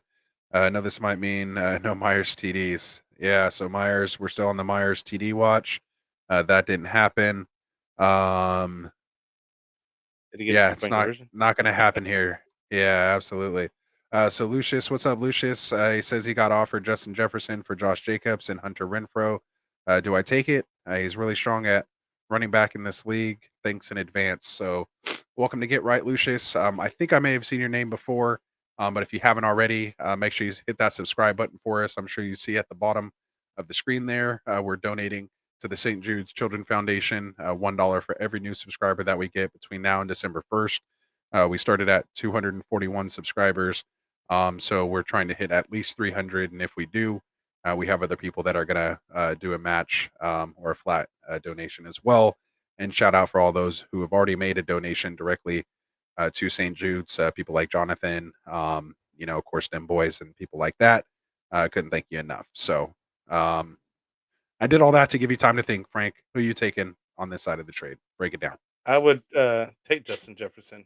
I do like Jefferson. He's done pretty decent, and considering the fact that you're already saying that you're pretty strong at running back in this league, that improves your wide receiver core, I'd imagine. So I would take it. Very nice. I'd have to agree. As you know, I'm not the greatest Jacobs fan. Hunter Renfro does look nice. Nice play over there. But you're getting rid of two Raiders. Lucius, I do want to make a full disclosure that I am a Niners fan and I despise the Raiders. So I would trade. You could throw Waller in there. I would just despise the I would Raiders. give them all away. I hate the Raiders, man. I just pure hate them. It's just an Really? understanding that we have. It's I'd, just I'd peg the you for bay's like a not big enough Seahawks for the bay's not or big enough for the Arizona. both of us. Dude, the bay's not big enough for the both of us. One of us had to get the fuck up out of here, and look who it was. So that's all I got to say is we are still in the bay. We won the battle. They done left 2, 3 times. They try to come back. We kick them out again. Like there's not room for all of us. So y'all can stay over there in Vegas. Not even in the same state. We should be okay now. So a couple more years, They're and falling apart in Vegas, maybe though, I'll man. Look, maybe look I'll at come them. around. What are they And one that's what year I'm in? saying. Just get them out of Lose here. the head And then coach. lose a Sorry, player, 2 players sorry, now. Neanderthal. Sorry, Neanderthal. I'm just saying, it's just purely nothing personal against the fans. It's purely against the logo, the team, not any person it's just the Raiders as an entity itself, is where my hate is directed, not towards the people or the players, nothing like that. I have the respect. Or It's the just, fans, or the fans. yeah, no, they're fine. They're just rooting for their team. It's just we have to just have an understanding, and I know they hate us just as much. So it's not one of those things. So that's all it is. But yeah. That So is what anyway, Lucius, welcome to Get Right take Fantasy, Justin man. Jefferson. Justin Jefferson, snatch that up. I think you won't go wrong. You won't miss that, especially with that RB depth. All right. So J Media's in here. What's up, guys? What up, J Media? He's saying, "What's up, guys? I won my matches this week, except the one where I had to play both David Johnson and D. Ernest Johnson. Yeah, dude, we told you that was pretty brutal. Um, not bad though, man. Not bad. So again, we knew you were in a tough spot there. Yeah, you're in a Um, quandary right there. yeah, there's nothing else, and you told us what other options you had, and those honestly were the two best options you had. So, um, hey, man, it's just one week, I did try Dearness Johnson in daily fantasy just to throw it out there, Yeah, that didn't but work. even that Not with didn't work Chubb coming back. out. Yeah, not with Chubb back, man. No. He's No, the man I over was there. just like he was gonna get something, you know what I mean? Yeah, sneak in there with a garbage touchdown or something would have been nice. So, Yeah, um, something. yeah, something. Jonathan Because saying, I was so is trying to do Marvin Jones? the CMC. I was trying to get the CMC, so you had to get Uh, somebody to get CMC, and then CMC didn't even pan out. So, you know what I I mean? have Like, faded him. Yeah, that's I why it faded was all him in bad. daily. Yeah, I can't do it. Not on his first game Yeah. back. Not at his price point. Um, so Jonathan Smith is saying, so is Marvin Jones droppable? And if so, who should I pick up? OBJ, Elijah Moore, Mooney, Gage, or Tim Patrick? Um, right now, I take my chances honestly with Elijah Moore out of that group. In order, I would probably go Moore, Mooney slash Patrick. They're kind of right on that same level. Mooney just slightly ahead, so I'd probably go Moore, Mooney, Patrick, Gage, OBJ. I'd still put LBJ ahead of Gage. Okay. And even probably Tim Patrick, honestly. I mean, I hate the guy, So give but let's so give face your it. order. Give your order then. Give your order Well, I would have gave it Elijah Moore, Mooney, then OBJ, just to for have the somebody, lotto because aspect. I don't think Gage. Yeah, it's the lotto aspect. Just to have Gage or Tim Patrick. Tim Patrick's not going to repeat that. It's a flash in the pan, and he does that every so often. Look at his scores and his, Tim Patrick to me is game logs Tyler for Boyd. him. Tim Patrick Yeah, is let me Tyler look it up Boyd to anyway. me. Let I'd me look like at to this see what their game log numbers real are. quick. Tyler Boyd versus Tim Patrick. I think they seem like the same guy. Jonathan is saying, and is Judy a better hold than all of those guys? Um, between me, yeah, I would say Judy. Ooh, that's tough. Oh yeah, I kind of like Elijah Moore, just that mystique of what that is, but I think Judy is still far and ahead over these tier of guys. Elijah Moore's creeping in there, oh yeah. and It depending would on where definitely OBJ be Judy, goes, Judy on he may top, go there as well Elijah too. Moore 2, then Yeah. Mooney 3, and then you don't have to worry about the rest of those guys. What up, Tycoon, aka in the house? The Moore. Fantasy CEO is in the building. He's saying more. He's on that more train. I can't wait to hear what he says on Wednesday over in the fantasy boardroom. Make sure you guys go over and check out his channel as well, the Fantasy Boardroom on YouTube. He joined us last Friday, Mike and I, to do some start sit. So yeah, and we'll have another guest this other Friday coming up. We're gonna have Martin from Dynasty Pylon join us Friday. He's gonna come in for a couple segments for the Friday start sit show. I guess you could go either way with it. All right, so LeBron's brain, what's up, man? What do you think about CMC, Manny Sanders, and Kamara, or CMC and Sanders for Kamara and Diggs? I think I take this every day, twice on Sundays, right? Yeah, Kamara and Diggs for sure.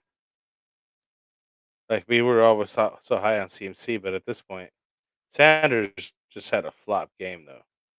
So, you definitely still know, but getting Kamara and Diggs are solid. They've been playing solid all year, so I'd definitely take that side. Yeah, I'd have to say that, man. I'd have to say I'd take my chances. Like if you're feeling like you need to change things up, that's definitely an okay offer. I would maybe, being the CMC owner, I might try to squeeze a little something else out of it. I think you can, because when CMC comes back and he's putting up 25 plus points every week, you're gonna wish you got a little more. Anything else you want to add on that one? Nah, no. There you go. So Jonathan Smith is saying it's a perfect time to ask the boardroom, what should I do about DJ Moore? Haha, we knew he'd come on here. He missed that. And even he's saying, man, in redraft, I would give it one more week. Darnold is murdering him. It's a damn shame. It started so well this year. And Jonathan is saying, I traded for him. Then you got to write it and hope it works out. I'll be right there with you, brother. So that's how it goes sometimes, man. That's how it is. I tell people that all the time. Like, hey, whatever happens, just understand. I'm not just telling you one thing and doing something different. I'm right here with you. So if you lose, I lose. So we're in it together. So Right. sometimes that's just how it is, man. We ride or die, and that's just how it is. So the plus side is CMC is back, and that should help a lot. So he's given that input there. Jonathan saying I gave up Thielen and swapped running backs, so it's really just more for Thielen. Um, there it is. Drunk Squidward is saying is Devonta Smith an ad? I would say yes, he is. Again, just depends on who you're dropping him for. Um, you know, Marvin Jones, I would definitely rather have Devonta Smith. Those kind of guys, those tiers. The Arizona guys, Kirk, Rondell Moore. Give me Devonta Smith over those guys. It just really And I do depends want to on say who. because they're running the ball more and he's actually passing the ball more, Devontae Smith became more of a thing now because of that. Do you know what I mean? Right. Yeah, because the best way to Because open up the pass is Hurts is by not running the just ball. like willy nilly running the ball, not doing all this other stuff that he was doing. They're actually making him more of a real quarterback. I mean, he could obviously still run the ball, but I mean, they're trying to get him to run an offense, not just be like, let me just see what I can make out of this play, which I didn't mind. I mean, he was scoring points. Yeah. He's settling. And no, I mean, he's definitely playing the snaps. 5 catches for 116 yards and a touchdown this week. Scored 22 points in a PPR. We talked about him a while back as one of those guys to target because of his second half schedule. He's one of those second half league winners. A guy I was trying to target. Has a very nice schedule coming up. Gets in week 12 the Giants, week 13 the New York Jets. Does have a bye in week 14, and playoff schedule is Washington, Giants, and Washington. So definitely a guy that you might be able to target under the radar. And if he's just sitting out there on waiver wire ads, in a 12-team league, he definitely should be owned at this point. Um, so that's that. Mike Hawk is saying, be careful when you say that. What's up, y'all? He just subbed. We appreciate it, Mike. We got that sub in there. So that means there's donations. My money is being spent every time I see one of those comments. That means that's money coming out of the Get Right wallet for a good cause. As you guys can see, that's $1 donated to the St. Jude's Children Foundation, and Dim Boys and his family is matching that. So technically, $2 are now being donated to the St. Jude's Children Foundation. So, Mike, we really appreciate that. Tell your friends out there, have them sub, hit that subscribe button for us, man. Help us spend our money for a good cause. We really appreciate it. And of course, we're trying to help grow our channel here as well. So we hope you like what you hear and are having a good time. So Jonathan saying, I guess the only good thing about it is I have Chase and Deontay Johnson and Hindo at my flex, so I only need to play him during buys, and that's if I play him over Pittman. Pittman is he's a wide receiver one, man. He's almost in that set it and Yeah, I forget would it not be playing type him over range at Pittman. this point. I Yeah. wouldn't, yeah. I mean, again, Wentz isn't like that great of an upgrade over that, but there's such a better situation. They have a much better defense. They're playing indoors, things like that. I definitely like Pittman over Devonta, but he's definitely a nice guy to have in there. You know, Deontay? just for backup. Yeah, Devonta Smith. So, Devonta? Devonta. um, Gotcha. awesome. So he's saying got me. I just wanted to do a little troll. Appreciate that. You guys can have fun. Love the content. Appreciate it, Mike. Yeah, you definitely got me there, man. I love it. We have a couple people here with these names, and we learned from doing our Friday night Hey, mocks. so We I'm have gonna to be give him the careful. AKA speech to this guy. What do you don't like sick kids? You like sick kids? Is that the situation here? We're trying to donate to St. Jude, so you got to give us the subscribe, Mike. Yeah, he Okay, you got did. the laugh out of it. You got the but it doesn't hurt you to get the subscribe. He did. He said he subscribed already, so he's in there. I know, just mess with him. No, no, that's good. I That's gotta good. give him the AK treatment. What you like sick kids? That was Remember that good. thing? You like sick kids? Yeah. I'm Go I'm back not to going to listen to attempt it the anymore. other episode. Yeah, Yeah. I can't do that one. Do you like sick Amari Cooper or Debo rest of season? Uh, I'll Cooper's take always Cooper. banged up, but yeah, I would take I Cooper over just Debo. I don't know what's going on with Debo. They're both just as much of an injury risk. I like Dak better than Lance and or Jimmy G. Jimmy G. So gun to my head, I'd take Cooper. And The he is fan the in true me, number one over there. I know that even with CD Lamb there and Gallup there and Schultz and things like that, but still Cooper's yeah, still like you could tell when the game's on the line and things like that they throw to Cooper. yeah. As a Debo owner, though, I can tell you if I got an offer for Cooper for Debo, just straight up, um, I don't hit like it's not an instant reject. I would think about it for a while, but to me, it's just kind of a wash, type move. Yeah, it's the Um, same guy. I mean, Dallas does have a little bit better schedule, things like that. So, I mean, I would kind of lean Cooper, but I just, as a Niners fan, I couldn't do it. Couldn't do it. So why you got to do that to me, Tycoon? You know I That's a can't good answer one. that. But that's a good one because it's Cowboys Niners. I see what he's trying to do there. He's trying to help out the show. I appreciate that. All right, Yeah. so Tom Brady, Yeah. appreciate that. He's trying to You didn't stir notice some this guy controversy right up here. there. Yeah, I see what you're doing. I'm on to you, aka I'm on to you, my guy. So Dylan's in here saying Tom Brady or Kyler rest the season. The ankle concern. The ankle concerns me for the next few weeks. So if you were sitting on Kyler, someone offered you Brady, would you hit accept? I think I would say yes. Yeah, I mean, you're not dropping that far away, points wise and things like that, and just to have the security, and you know how Brady gets towards the end of the season, I'd get Brady. Yeah.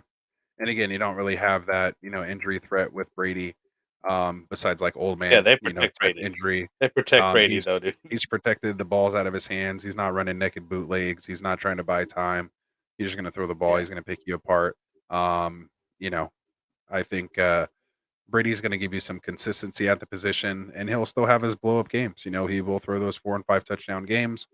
So you're almost getting, similar ceiling, just without as much risk. So yeah, if someone offered me Brady for my Kyler right now in the league, I'd probably hit accept on that. Especially yeah, like right especially the now way with Kyler Kyler being runs hurt. and moves Yeah. and ankles. Yeah, you know what I mean. Like that's not a good thing. Oh, I mean, it's a Debo great thing. and Brady. Yeah, I'm Well, like, it's a great thing. if So you're getting Brady, yeah, if you got it, yeah. Jonathan's saying, do you like sick kids? Debo and Brady. Yeah, see. All right, so Tycoon's See, correcting look, us here. it's If you do not hate sick children, then sub. So there we go. If you don't like oh, if my you bro's don't trying to if get you it do out not there right. yeah, if you do not hate sick kids, if you do not hate sick children.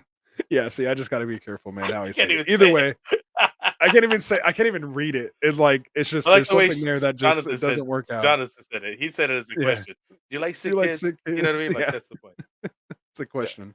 more of a So question. we'll just yeah, Tycoon, he's the guy. We'll Hey, let we're him trying do to that. donate So and have some fun, man. We're trying to help out a good cause. I think so. That's what we're doing. absolutely.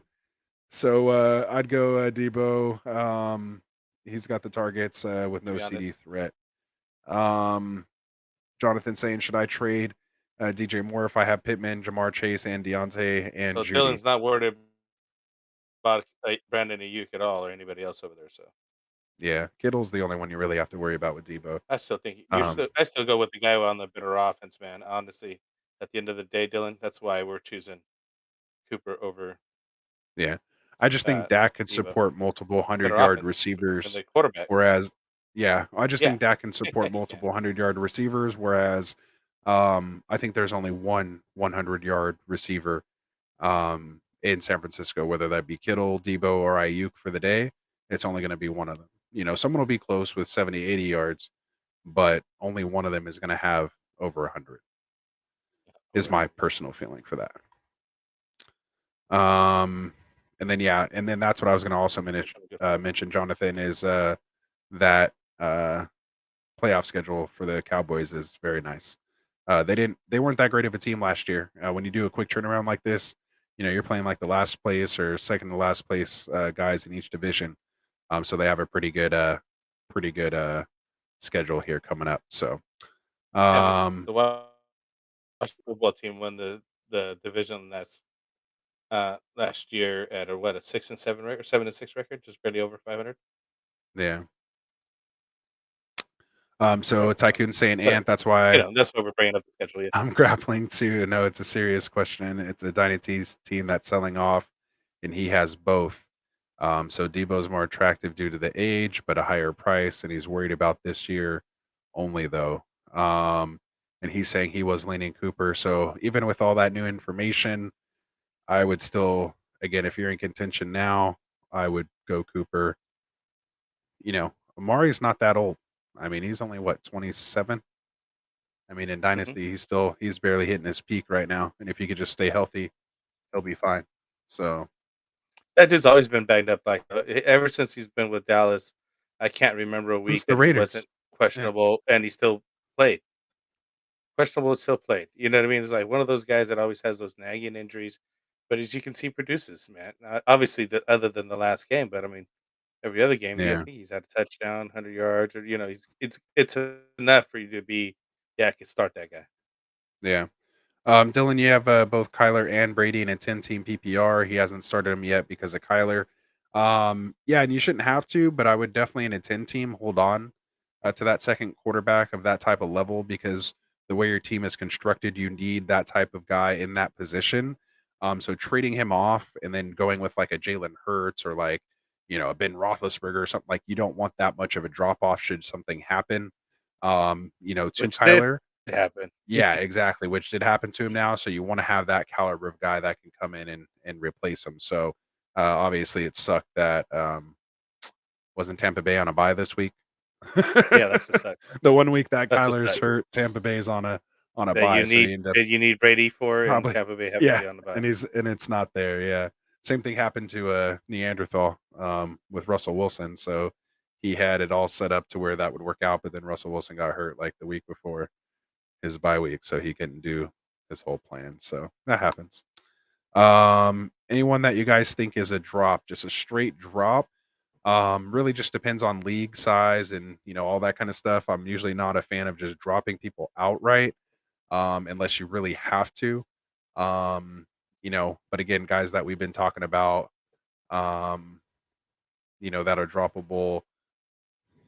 Someone always has some type of value somewhere. It just really depends on again who your league is and things like that. So again, let me know who you're Or if it trying to was drop last and I week's can help you. waiver wire pickup that didn't work out, and you're not gonna use them anyways, then you should drop them. Yeah. But at some Like point, you should again, be like doing I'm not something to dropping Khalil Herbert yet. Like I want to see yeah, how much more recovered, Demon is. Plus we've seen the value. He's kind of like Alexander Madison. You just hold him because you've seen what his value is should something else happen to David Montgomery, especially if he's going back right into that running back, workhorse role. He could get hurt again. Um, so again, it just be careful on who you're dropping. And if I am going to drop somebody, it's most likely going to be a receiver versus a running back, unless that running back, has absolutely no value. But again, if we're looking at guys like Le'Veon Bell and Ty Johnson and guys like that, just to try to find some value right now, it's tough. So just kind of let me know yeah, who you're hold your thinking of running backs, dropping. basically is what he just said. Yeah. So let me know who you're thinking of dropping, and I can kind of put them in order on how if it were me, who I would drop in what order. Um, so yeah, so he's just talking about that Debo versus Cooper. Let's see. So it looks like we have an update here. I got to ask CMC and Melvin Gordon, or Zeke and Aaron Jones rest of season. So which side are you on that one? CMC and Melgo or Zeke and Aaron Jones? Zeke and Aaron Jones rest of the season. Easy. Yeah, I'll take them just because they're both. I mean, AJ Dillon is kind of being a thorn in Aaron Jones's side, but I kind of expected that because that's basically what Jamal Williams has done. But when Rodgers is there, especially in a PPR, Aaron Jones, gets his run, and when they are, and when they are there, and it's good game script, he gets his touches and usually can produce because they have to pay attention to Adams on the outside and they have to be aware of Aaron Jones's run, or his passing threat. And I just love that he can line up outside the numbers and, he'll run a streak. He'll run a post route. Like he's a straight up receiver. So, again, I'm Aaron Jones biased. So he's one of my And favorite Zeke's been doing guys Zeke this things year. this year. Yeah. He's definitely coming back compared to last year. The ball handling's a lot better. No fumbles so far. Knock on wood and all that kind of stuff. But I mean, you know that the offense is focused on him. He's getting a lot more touches. He's not splitting carries with Tony Pollard. Obviously, a good handcuff to have for that kind of guy. But I think that Zeke and Aaron Jones are still rest of the season producing more than Melvin Gordon and CMC. That's a close one. Exactly. Yeah. No, it is. So they're just working out that Fantasy Debo going rubber. back and Zeke forth. Yeah, and they're still Jones. going back. Yeah, so I'll let them work that out in the chat there. You guys go at it. So we covered running backs, waiver wire ad running backs. We've Well, he covered came waiver back wire around. red receivers. Yeah, no, that's what I was saying. They're working that all out in there, so I'll let them get to that. So we got to running back waivers. We got to wide receiver waivers. Do you want to go quarterbacks or tight ends before we wrap up the show here? Let's go quarterbacks. I thought there's a little bit more interesting in there versus tight ends. I mean, really, the only guy to mention is Logan Thomas is coming back, and we already mentioned Alright. Adam Pat Fremuth last week. And if he's still around for your leagues, he should definitely be going out and getting him because he's the guy to have over there. He's definitely getting looks. So Uh, so we're doing tight ends then, is from what it no, sounds no, like. I'm just saying the only guy to mention is Logan Thomas coming back. All I mean, right. but really, what do we got at QB? What do you got at QB? All right. Well, you started talking tight ends, so I went to tight ends. I was going to give my Oh, 2 cents let's go to there, tight end. but well, Let's go ahead. all right. So let me go back to tight ends then. All right. So tight ends. Hey, it is what it is. All right. No, So I, tight it's all ends. good. So for tight ends, obviously as I mentioned, at the top of the show, we had Cole Kmet coming in at tight end 5 this week. Had 6 catches for 75. I'm sorry, 6 catches for 87 yards. Scored 14.7 points in a PPR. He could be someone to look out for. Obviously, Pat Fairmouth is the big ad there. If you're not on that train, it looks like Big Ben is dialing in on him. As a Deontay Johnson owner, I don't like how comfortable he's getting with Mr. You know Fairmouth he here. likes his tight ends, dude. Yeah, he does, man, and he has that little security blanket there. Again, 5 catches, 43 yards, and 2 touchdowns, which obviously makes it a big day. Even without the 2 Najee's the touchdowns, real deal. yeah, he'd still come in at Just wanted to throw that 12.6 in points. there. Yeah, Najee's good. You're firing. He's RB1. You're firing him up all the time. So yeah, so Fairmouth, man, definitely coming off good games here. He's seen 7, 7, and 6 targets in the last 3 games. So 20 targets over the last 3 games. Um, good depth, over 8 yards per catch, and again has scored 3 touchdowns total in the last 3 games. Obviously, 1 last game and 2 here this game. So, um, again, my biggest worry with this is more so for Deontay Johnson. But I don't think this is, really going away. They get Detroit next week, then the Chargers, then Cincinnati. So definitely a nice schedule coming up. If you have anybody going on by, or even some guy you could just plug in there for now, then go get him. He's 50% rostered on Sleeper so far. I'm not sure on Yahoo or any of the other platforms, but he may be available for you. So go snatch him up if you're streaming tight end. Go grab him. So Um, is what it is. All right. Honorable So, mention to Tyler Conklin. yep. Still been getting 7 fantasy points, 6 fantasy points, 5 fantasy points in the last games. Doesn't have a touchdown since week 3. But I mean, if you're needed somebody to throw in there, he gets a steady 80 points. Not a lot, obviously that we've mentioned that at the beginning of the year and everything else. If you don't have the top 4 guys, there's a steep drop off in the tight end situation. So you're everybody else beyond that is what separated by 2 to 3 points, right? Like, Yeah, like 3 to 5 points. Yeah, separate yeah, tight end 9 through like 37 or something like that. yeah. So I mean, Um, if you're in that situation, any one of those guys is just as good as the next. exactly. Um, oops. So another tight end. QBs, Just kind of looking any of at them?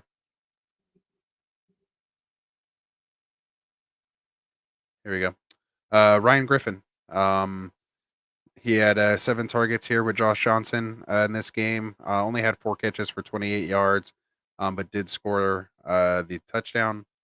Again, just kind of looking at target wise, when we see a change like that in quarterback, and then we also we see a jump in targets. Obviously, there's some comfortability there with a new quarterback going to that safety blanket, that tight end.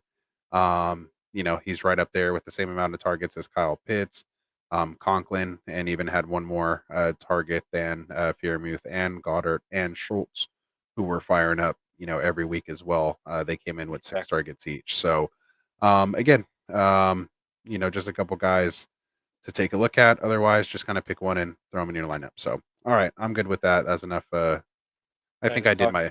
I think I did well. I'm coming around on tight ends a little bit here, so I uh I dedicated some time.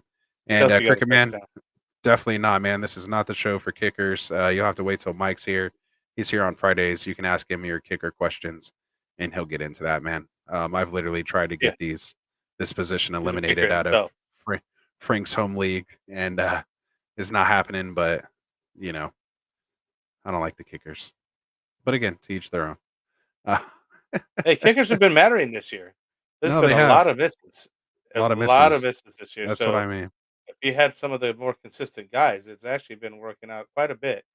Yeah, I really wish, and that I guess XFL died again. Hopefully, they bring it back after this whole COVID thing's over, maybe one more time to try to get it because I think they could have it would have stuck had COVID not killed it and we kill it again.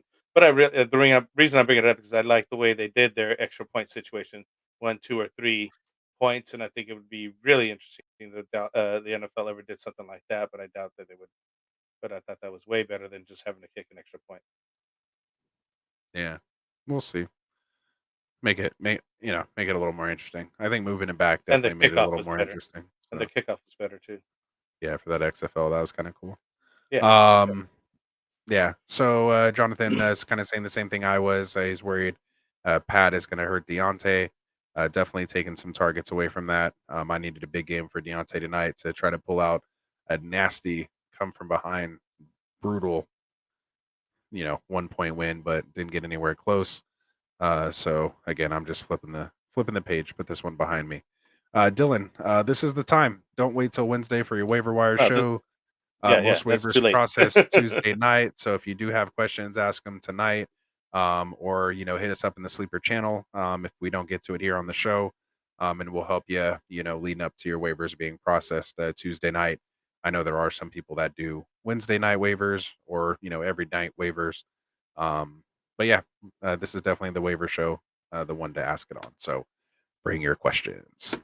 Also, Waller had a bit of a bounce back this week. I think we'll have more consistency now with the other wide receiver gone. Other wide receiver being Henry Ruggs. We all know what happened there at this point. Our condolences and thoughts go out to the family there for the victim.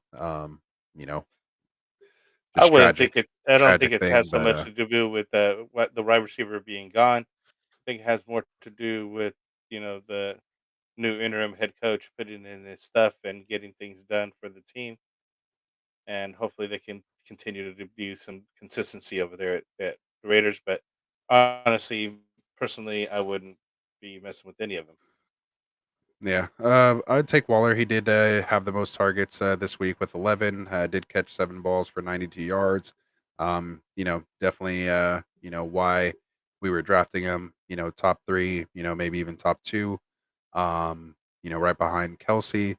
Um, Again, if you drafted him with the draft capital that you did, or you traded for him, you're starting him every week, and you're just live with his results. So plug him in there, and whatever happens, happens. If he's healthy, you're firing him up.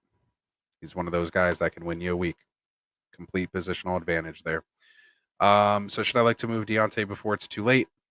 I'm not there quite yet, Jonathan. Again, a game. You know, we've seen Deontay produce, over years. He'll have up and down games here and there. We do know Ben does trust him. I wouldn't look too much into the game tonight. They were just playing the Bears.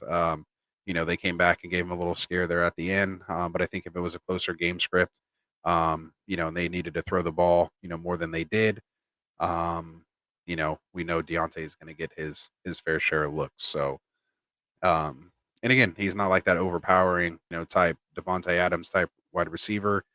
He's more of a finesse, type guy.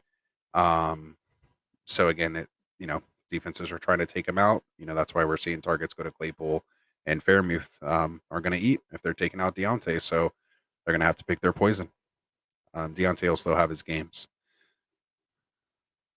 What do you think about that? I think that you're right. You hit the nail on the head. Many times it's like you're saying the teams are trying to take out Deontay, so then the other guys start eating. Then eventually they go away from double teaming Deontay or whatever coverage they're throwing out his way to try to protect the other side, and he'll have a game where he's doing well. In other games, depending on the defenses he's playing, he's going to have some tough matches. But I think that's just the process of the fantasy. It just happens naturally in some of these games. They can't all be winners, but overall, he's going to be a more consistent guy versus another wide receiver that you have out there in that same range. You know what I mean, right? I mean that's kind of like what you're looking at is Yep. the WR1 right now or is WR2. Right.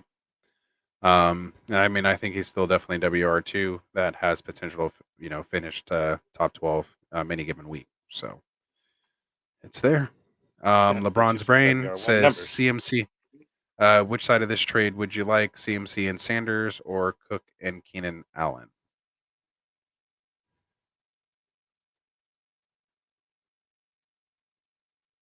CMC and Sanders. They're both coming from back from injuries, though. Yeah, I'll take Cook and Keenan Allen. Um, I like the wide receiver upgrade over Sanders. The Just difference moving away between from Cook CMC and now. CMC isn't too far. No, it's not even moving away from him. I just think you're getting better value. I mean, Cook and CMC are on that same tier. They're that tier one. He was part of the Yeah, top three, top four yeah, I running agree. backs, I however agree. you want That's to, top five. Yeah, yeah, pre-draft. So you're not losing too much value there, and you're getting a significant upgrade on the wide receiver.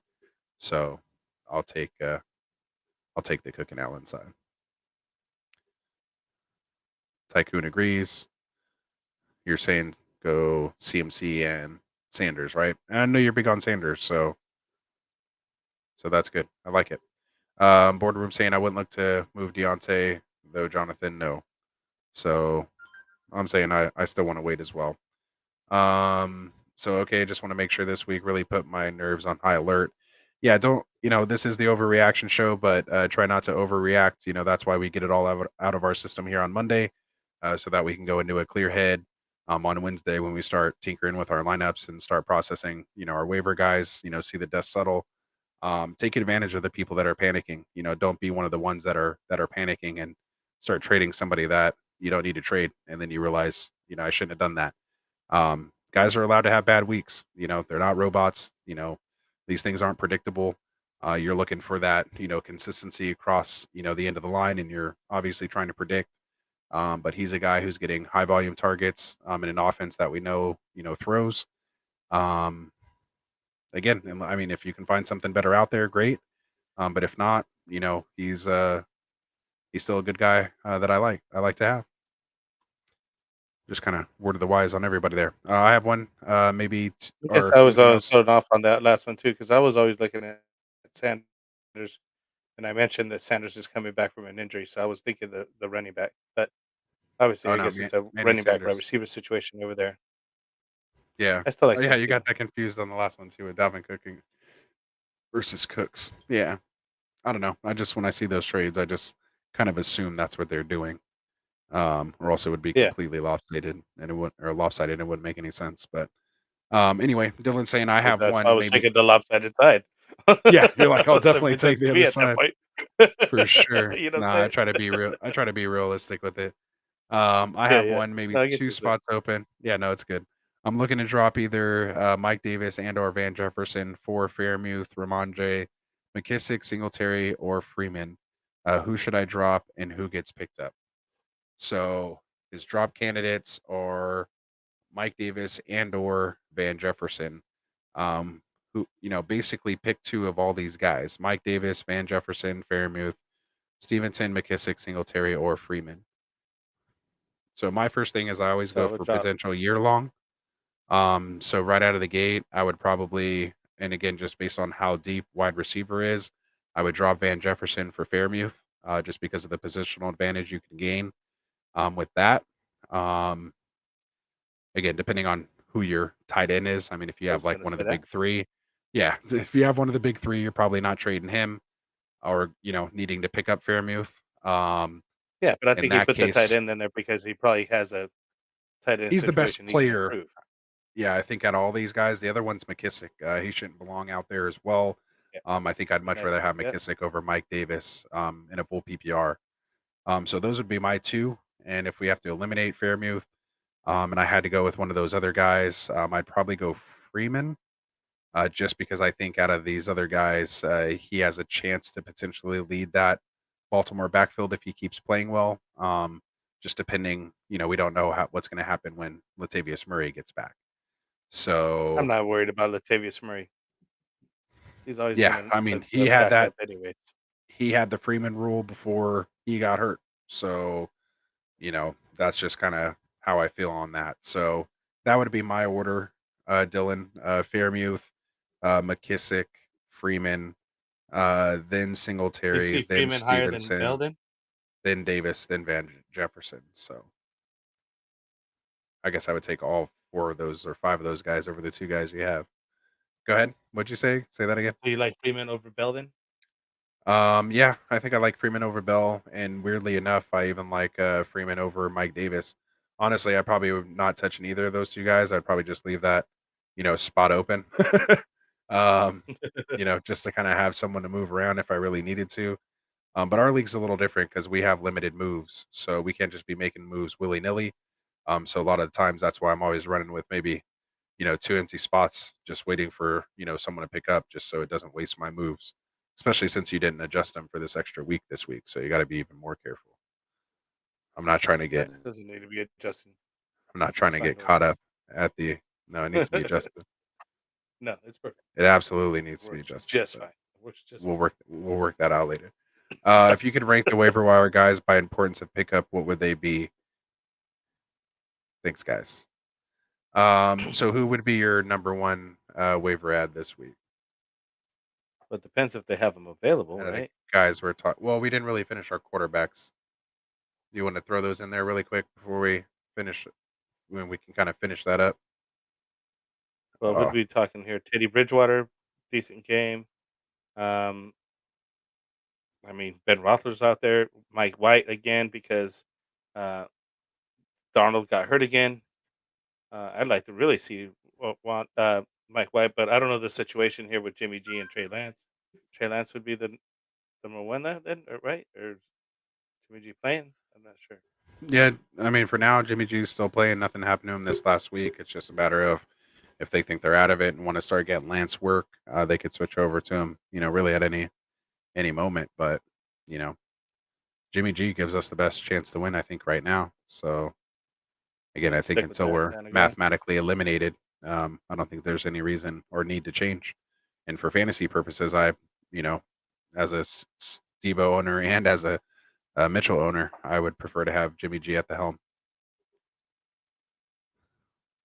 Yeah, exactly. So, I mean, if you're looking to rank everybody, I would always go with the running back first. And we were looking at Jordan Howard and Freeman. I think those are the top two guys, right? Yeah, as far as running backs, I think the most impactful guy this week though is probably going to be Elijah Moore. I think he's probably the guy that's going to have most fab spin on him out there right now. No, Trying I to know. I was find a just saying guy. running backs, though. Now you switch it over to wide receiver, though. That's Oh no, okay. no, because he Just so said you're taking overall. Elijah Moore number one He overall. said, yeah, he said overall. Rank your guys overall. Who you think is the number one waiver ad this week? And to me, it's Elijah Moore. I think he's the hot commodity. He finished wide receiver one overall this week. I'll go with Rashad Bateman. I don't think we could pass that up. Um, you know, it's hot. Um, Definitely a guy I'm looking for on the wire. So he would probably be my number one right now as far as potential. But again, it is the Jets offense, so again, it's taken with a grain of salt. Um, That's I why I'd don't think rather have there's Bateman. Yeah, I don't think there's too many like league winners, specifically that popped up, this week. We've been talking about Bateman for the last couple of weeks since he came off, IR. Um, I don't think there's too many winners there. Maybe Ayuk if he was dropped in your league, there. But yeah, other than that, again, none of these guys I'm really, running to go get. If you have specific guys that you're thinking of that can help your team, might be easier for me just to kind of rank them that way. So Yeah, and it's getting late in the year, and the pickings are getting thin. You know what I mean? yeah. So Ex the guys that have Ooh, it are already on teams that people already figured out who they want to hold on to and who they don't want to hold on to anymore. So yeah, and just getting back to what Dylan's the saying, guys that are out there, whatever. yeah, as far as importance of pickup, each league's different, so it really just depends on your league. You know, when Derrick Henry went down, you know, Jeremy McNichols and Adrian Peterson weren't high importance to me. Like I didn't have Derrick Henry, so I didn't spend any. I didn't need to go get him. I was just, if anything, going to get him to trade him off. But it is what it is. Tycoon saying, I think this week was always going to be bad for the Steeler offense. He'll bounce back. If anything, I'm trying to buy Deontay. So he's just going with that. I just wanted to put that up there because I like when someone says that they agree with me 100%. So I just, little self flex there. Little self And they just flex kind there. of went on back and forth about figuring out helping each other with that team situation. Oh, Mainly perfect. drop Davis for McKissick, do it right away. McKissick or Michael Carter drop one. Love it, man. Love when the chat is going I crazy with agree, us drop. and it's almost That's really hard. self-contained. What do you think about this Um, one? McKissick or Michael Carter drop one? That's really hard. I would try to trade both. If you have that kind of decision, I would go to somebody who's hurting out for running back, trade them both for like one running back at least. But at least you could pick who Yeah, it was, Carter's and you get starting. So is to McKissick. pick. Hold on, let me finish this last part about this, and then you get to pick where those running backs end up. So put them on a team that you're not worried about. Someone who you're not going to be worried about later on. Whether it's because they have a worse record than Somebody you, who's down and out or needs the help, yeah, and it won't and matter. it won't matter. Yeah, so you want to control where it goes, but if you just drop somebody like Carter or McKissick, you're basically given like an RB4, RB3 to potentially the first place guy, for free, not making him pay anything. So Yeah, I'm not really a fan about that. So gun to your head though, if I had to drop one, my instincts telling me to, for whatever reason, to drop McKissick. I don't know why. I think I like yeah. I don't know why, McKissick more. but why would you drop either one of these guys? So who are you picking up that you need to drop these guys? Yeah, you could have like Is the real question. let's say you have Demont coming off the IR and you need to open up a spot, or you got Saquon coming off IR. I mean, he's not off till week 10, or he won't be back till week 11 because he's on bye next week. But if you're in one of those type of Well, I'm so situations glad I where traded someone that guy to you. coming off, ooh, I'm so glad you traded him to me too. I'm 6-2, and well, not after this week. Yeah, I'll be 7-2, and then freaking 5-4, which I'm not too happy about. And the other league, but that's without I'm just Saquon. saying you haven't So played him then. yeah, I'll have it. I'll hold it So down. Hey, I made that yeah, trade I'm for saying that's not three fine. games. 3 games. That's all I need him for. Sit him until I know what the you mean. fantasy playoffs. He's gonna break. I have He's gonna enough. break. I have enough depth. All right. So anyway, so we're gonna get finished up here. Hopefully, here within these next Wanna wrap 5 it up? minutes. We're hitting that 2-hour mark, so we appreciate everyone who's been here with us tonight. So yeah, so we talked about running backs, wide receivers, tight ends. We just mentioned a couple quarterbacks as well. Was there anyone else there? I was getting caught up in the chat. Was there anyone else as far as quarterbacks? Are we taking a look at Josh Johnson? More so like in sleeper flex leagues. We're gonna have to figure out what that injury is, how Mike White is doing on Wednesday when we get more information. That injury was an issue where he couldn't grip the ball. They were calling it like a forearm injury, where he couldn't necessarily grip the ball, which is kind of a rare thing. So hopefully it wasn't like Russell Wilson couldn't grip the ball because of his finger because he tore the ligament. So hopefully it wasn't something like that. Usually if it's a Charlie horse type thing, he would come back, but he didn't come back at all. So I'm very interested to see kind of how that plays out. Colt McCoy, he did okay stepping in for Kyler. He finished QB 13 overall. But again, I'm not like in a rush to go out and grab him. Any other guys here on the wire that you can think of for quarterback? Or, I mean, that's pretty much it, right? At that point, obviously we had that surprise inactive with Tua. Yeah, with Tua not playing, so Jacoby Brissett got that start late on Sunday, I believe it was, when we got that news. So yeah, other than that, just kind of your usual suspects there. So we can leave it at that. So unless there's anything else, Frank, that you have, we'll try to keep this one under 2 hours, which I don't think was this real bad. quick and say yes. If you could get a backup, but if he was either guy dropping all these running backs, then I would say no. No, that was Jonathan. So I would definitely pick up Logan Thomas as a backup for Waller. Yeah, to me, when I have a guy like that, Waller.